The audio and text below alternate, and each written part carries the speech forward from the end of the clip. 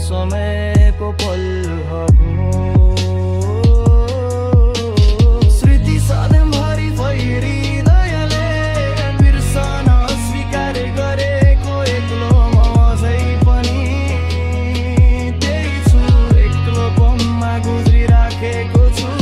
स्मृति सधैँभरि फेरि हृदयले बिर्सन स्वीकार गरेको एक्लो म अझै पनि त्यही छु, एक्लोपनमा गुज्रिराखेको छु।